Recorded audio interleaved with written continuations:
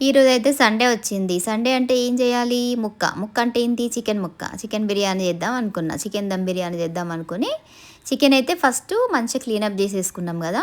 అది ఎవళ్ళు క్లీన్ చేసిర్రంటారా? మా ఆయన్నే క్లీన్ చేసిండు. నేనైతే చికెన్ అస్సలు ముట్టుకోను. నాకు ముట్టబుద్ధి కాదు. ఆయననే క్లీన్ చేసి, ఆ చికెన్‌లో మొత్తం మసాలాలేసి మొత్తం కలిపేసినాము. ఇక ఏం మసాలాలంటారా? కారము, ఉప్పు, ధనియాల పొడి, జీలకర్ర పొడి, పెరుగు, నిమ్మకాయ, గరం మసాలా, కొంచెం కొబ్బరి, కొంచెం ఉల్లిగడ్డలు, కొంచెం పచ్చిమిరపకాయలు, కొంచెం కొత్తిమీర, పుదీనా అన్నీ కలిపి ఇక మ్యారినేట్ చేసేసిండు. తర్వాత గిస్సైడ్ బాస్మతి బియ్యం ఎసరు పెట్టుకొని, ఇక బాస్మతి బియ్యం అంతా ఉడికించుకున్నాము. ఇక చికెన్ అంతా కొంచెము అందరు పచ్చి పచ్చి చికెన్నే దమ్ బిర్యానీలాగా చేస్తారు. అట్లా వేయొద్దు. కొంచెం ఏంటంటే చికెన్ మంచిగా గోలిన తర్వాతనే అప్పుడు మంచిగా కొంచెం నూనె పైకి తేలుతున్నప్పుడే అట్లా దమ్ వేసుకున్న బియ్యం అంతా లేయర్ లేయర్గా పెట్టాలి. నేనైతే లేయర్ లేయర్గా పెడుతున్నా కదా! ఆ లేయర్ లేయర్గా పెట్టిన అన్నం మీద కూడా నేను కొన్ని ఉల్లిగడ్డలు వేసిన, కొన్ని అదే డ్రైడ్ ఆనియన్స్, కొంచెము మనం ఆనియన్స్ గోలిస్తాం కదా, ఆయిల్ కొంచెం పైనుంచి వేసిన, కొంచెం నిమ్మకాయ పిండిన, కొంచెము చూసిండ్రా ఆయిల్ వేస్తున్నా, కొంచెం కొత్తిమీర వేస్తా, కొంచెము ఫ్రైడ్ ఆనియన్స్ వేస్తా, కొంచెం కస్తూరి మేతి కూడా వేయాలి. కొంచెం ఉడికేటప్పుడు కూడా వేయాలి. ఫ్లేవర్ బాగుంటుంది. మంచిగా రెస్టారెంట్ స్టైల్లో వస్తుంది.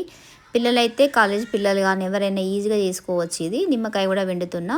నేను నెయ్యి ఎక్కువ వాడ, నాకు నెయ్యి ఫ్లేవర్ నచ్చదు కాబట్టి నేను ఆ ఉల్లిపాయలు వేయించిన నూనెనే దానిపైన కొంచెం జల్లిన. ఇక మళ్ళీ నిమ్మకాయ కొత్తిమీర పిండిన తర్వాత ఇక మంచిగా దమ్ పెట్టాలి కదా.